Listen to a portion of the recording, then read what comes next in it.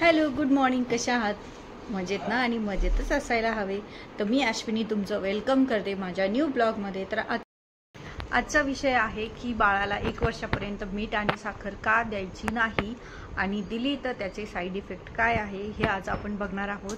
एका मिनी ब्लॉगमध्ये मी तुम्हाला आधीच एकदा सांगितलं होतं, मे बी बघितलं असेल नसेल पण माहीत नाही. पण आज आपण नक्की मोठ्या ब्लॉगमध्ये याची चर्चा करूया. आणि मैत्रिणींनो, आय होप सो तुम्हाला हा व्हिडिओ नक्की आवडेल. सो प्लीज सबस्क्राईब करायला विसरू नका. आता ज्यावेळेस म्हणजे खरं सांगते, ज्यावेळेस आपण पहिल्यांदा आई बनतो तोपर्यंत आपल्याला काहीही गोष्टी माहीत नसतात. पण ज्यावेळेस आपण आई झाल्यानंतर आपण प्रत्येक गोष्ट सर्च करायला जातो की आपल्या बाळासाठी काय चांगलं आहे, काय नाही चांगलं आहे, म्हणजे काय ते कोणत्या गोष्टीचे किती साईड इफेक्ट होऊ शकतात किंवा काय. आणि मी जसं विहान जन्मल्यापासनं मी त्याला फक्त एकच डॉक्टरला दाखवते, सह्याद्री हॉस्पिटलमध्ये जे पिडॅट्रिक डॉक्टर आहे, एकदम मस्त आहे, सूर्यवंशी सर. ते मला प्रत्येक गोष्ट म्हणजे प्रत्येक पेशंटला प्रत्येक बारीक ना बारीक गोष्ट सांगत असतात की हे द्यायचं नाही, ते द्यायचं नाही का, किंवा काय झाल्यानंतर काय काळजी घ्यायला पाहिजे.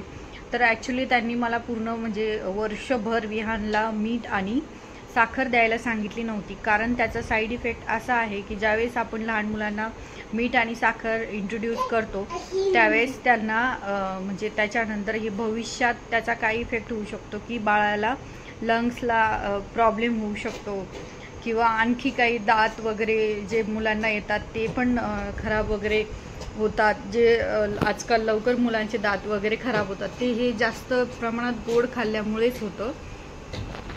त्यामुळे आपण शक्यतो ॲटलिस्ट वर्षभर तरी आपण मुलांना साखर किंवा मीठ दिलंच नाही पाहिजे. आणि दुसरं म्हणजे तुम्हाला एक क्वेरी असेल किंवा मुलांना जर आपण साखर किंवा मीठ घातलं नाही तर तो पदार्थ टेस्टी बनेल का. आता तसं पाहायला गेलं तर मुलांना वर्षभर कुठल्याही म्हणजे टेस्ट कळतच नाही, काय पदार्थ खातो किंवा काय नाही. मी विहानला ऑलमोस्ट जवळजवळ 1.25 वर्ष हे कुठलाही पदार्थ देत नव्हते, साखर मीठ. त्यापेक्षा तुम्ही हिंग घालू शकता थोडंसं, कारण हिंग. आणि नंतर काल गुरुवार असल्यामुळे आमच्याकडे दिवसभर लाईट नव्हती, सो म्हटलं आता मशीन लावून घेते, कारण कपडे खूप पडलेले होते वॉशिंग मशीनला. आणि नंतर बघा इकडे विहानचं काय सुरू हट्ट, काय तर म्हणे त्याला काय पाहिजे होतं, ब्रश पाहिजे होता, कारण त्याला एक खूप चांगली सवय लागलेली आहे. मी 1 वर्षानंतरपासून त्याला कंटिन्यू ब्रश देते करायला, आणि त्याला रात्री झोपण्या अगोदर आणि सकाळी उठल्या पहिला ब्रश लागतो. तर त्यानंतर इकडे गार्डनमध्ये मस्त मुलांची गट्टी जमली होती, सगळ्या मुली असं छान खेळत होत्या. आणि मुलं जेवढं खेळतात ना त्यापेक्षा जास्त भांडणही करतात. त्यामुळे मला इतकं म्हणजे मी त्यांचं कुतूहल आणि बघत होते, इतक्या मुली छान असं आजकालच्या किती समजदार झालेल्या आहेत. आणि त्यात बघा आमचा विहाना जाऊन बसला, त्यांच्यासोबत खेळतोय. आणि इरुडी तर खूप काळजी घेते त्याच्या ब्रदरची, कारण मला जास्त टेन्शन येत नाही, कारण खूप मस्त सांभाळते ती त्याला. आणि त्यानंतर मी आता तुम्हाला सांगते, माझ्या भावाचं लग्न आहे, सो थोडी शॉपिंग सुरू झालेली आहे. आणि असंच सिम्पल म्हणून मी गाऊन घेतला होता घालायला, जॉर्जेट मटेरियलचा आहे आणि इतकं छान आहे, एकदम सिम्पल सोबर आणि पूर्ण रेडिश कलरचा, इतकं मस्त वाटत होता. आणि तुम्हाला जर याचं म्हणजे तुम्हाला जर आवडत असेल तर मी याची लिंक डिस्क्रिप्शनमध्ये ॲड करते, नक्की जाऊन बघा, खूप छान आहे. आणि काही प्रमोशनल व्हिडिओ नाही आहे, पण मी माझा एक एक्सपिरियन्स शेअर करते.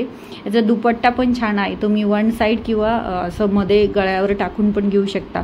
आणि त्यानंतर माझ्या 2 भाच्या आहेत, जी एक 1.5 वर्षाची आहे आणि एक 3.5 वर्षाची आहे. त्यांच्यासाठी पण मी थोडी शॉपिंग केली होती ही दीदीनी. सो मी त्यांचे लेहेंगाज दाखवते. हे दुपट्टा जो आहे तो नेटचा आहे, आणि जो टॉप आणि खालचं जे बॉटम आहे स्कर्ट ते इतकं छान असं सॉफ्ट सिल्क कॉटन मटेरियलमध्ये इतकं मस्त आहे, आणि ड्रेस इतकं छान दिसत होता. आणि याची पण लिंक मी डिस्क्रिप्शनमध्ये ॲड करते. पण सेट इतका छान आहे. आणि त्याच्यानंतर जो 3.5 वर्षाची मुलगी आहे, छोटी माझी भाची, तिच्यासाठी पण मस्त असा ब्ल्यू कलरचा, असा मोरपंखी ब्ल्यू कलरचा ड्रेस मी घेतला होता. इतकं छान आहे, मटेरियल इतकं सुंदर आहे की मुलांना जास्त जरबरीत ड्रेस नको, कारण त्यांना त्रास पण होतो एवढं उन्हाळ्याचं, एवढं जास्त हेवी ड्रेस नको. मध्ये पण इतकं छान अस्तर लेअर लावलेला होता, आणि त्याची दुपट्टा पण नेटचीच होती. आणि मैत्रिणीनं बघू शकता इतके सुंदर ड्रेस होते. दोघांचेही लिंक मी ॲड करते. आणि तुम्हाला आवडलं तर व्हिडिओला सबस्क्राईब करायला विसरू नका। त्यानंतर मी आज विहानसाठी मस्त अशी दलियाची लापशी बनवली होती। आपण जी लापशी गोडमध्ये खातो सेम मी तशीच उपमा सारखं बनवलं होतं। इथे मस्त कांदा बारीक चिरून घेतला आणि तेलामध्ये मस्त जिरा मोहरीची फोडणी दिली, थोडंसं कढीपत्ता आणि कांदा ब्राऊन होईपर्यंत चांगला परतून घ्यायचा आहे। त्यानंतर तुम्ही त्यामध्ये तूप किंवा तेल किंवा म्हणजे तुम्हाला तुमच्या चॉईसनुसार तुम्ही घालू शकता। मी इथे तेल वापरलेलं आणि हे जे मिरची आहे हे एकदम कमी तिखटवाली आहे जी मी आता विहानला सुरू केली आहे। तुम्ही जास्त तिखट पण करू शकता। आता इथे छान असं सगळं परतवून घ्यायचं आहे आणि कांदा चांगला लाल लाल होऊ द्यायचा आहे। तुम्ही यामध्ये आणखी ब्रोकली किंवा गाजर किंवा टोमॅटो वगैरे सगळं काही व्हेजिटेबल पण ॲड करू शकता, जेणेकरून आजकालची मुलं व्हेजिटेबल खायला खूप कंटाळा करतात। सो असं काहीतरी कुठून ना कुठून ॲड करून आपण देऊ शकतो। तर इथे दलिया मी अर्धा तास भिजवलेला होता, इतकं सॉफ्ट झाला होता तो भिजवल्यामुळे।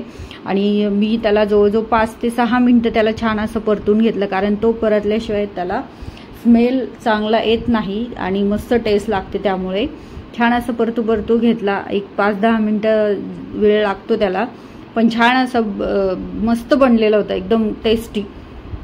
आणि मैत्रिणींनो त्याच्यानंतर त्यामध्ये गरम पाणी घालायचं आहे आपल्याला, थंड पाणी अजिबात टाकू नका, थंड पाण्याने टेस्ट बिघडू शकते। सो मी त्यामध्ये गरम करून पाणी घातलेलं, मस्त अशी बारीक कट केलेली कोथिंबीर ॲड केली आणि ऑप्शनल आहे, तुम्ही ॲड करू शकता किंवा स्किप करू शकता। हे छान एकदम मस्त बनलेली होती, तुम्ही पण नक्की ट्राय करून बघा। आणि मैत्रिणींनो व्हिडिओ लाईक करा आणि सबस्क्राईब करायला मात्र विसरू नका, जेणेकरून तुम्हाला विहानच्या रिलेटेड प्रत्येक गोष्टी मी शेअर करू शकते, कारण माझा हा अनुभव मी तुम्हाला सांगू शकते। माझ्याकडे ज्यावेळेस मी सुरुवातीला विहान इतकं म्हणजे 6 महिने मला खूप गोंधळून गेलेले, कारण माझ्याकडे काही एक्सपिरियन्स नव्हता। पहिली प्रेग्नन्सी असल्यामुळे खूप टेन्शनमध्ये आम्ही होतो। सो सगळं असं एकदम असं टेन्शनमध्येच सगळं गेलेलं। त्यानंतर मस्त असं उपमा आपला झालेला, चांगलं शिजवून घ्यायचं तो, 5 ते 6 मिनिटं त्याला वेळ लागतो। आणि नंतर बघा रेडी आहे आपला उपमा आणि मस्त असं गाजरचं सॅलड सोबत इतकं छान लागत होतं। साहेब प्लेट घ्यायला आले पण नेमकं चटका बसला त्याला थोडासा, कारण प्लेट थोडी गरम होती। आणि त्यानंतर आज मी बनवलं होतं अल्काइन वॉटर, जे आजकाल आपल्या हेल्थ जी बिघडत चालली, पाम ऑइल आपण बाहेरचं जे खातो त्यामुळे ऑइलमुळे जे आजकाल म्हणजे कोणालाही सहजासहजी कॅन्सर व्हायला लागलाय। सो त्याच्यासाठी आपल्याला हे पाणी पिणं खूप गरजेचं आहे। तर माठामध्ये एक चांदीची वाटी आणि ग्लास, जो तांब्याचा ग्लास आहे तो त्यामध्ये टाकून ठेवायचा एक रात्र पूर्ण, आणि ते पाणी दुसऱ्या दिवशी नंतर प्यायला घ्यायचं। इतकं म्हणजे हेल्पफुल आहे, तुम्ही सर्चिंग पण करून बघा गुगलवरती की हे म्हणजे त्याचे खूप म्हणजे छान असे इफेक्ट आहे। त्यानंतर आज विहानला मी स्विमिंग पूलला घेऊन गेले, पण झालं असं की स्विमिंग पूलला आज पाणी खराब होतं, त्यामुळे त्यांनी नाही म्हणून सांगितलं, त्यामुळे घरी यावं लागलं रिटर्न। आणि घरी आल्यानंतर बघा दीदीजवळ कसा ड्रामा चालू होता।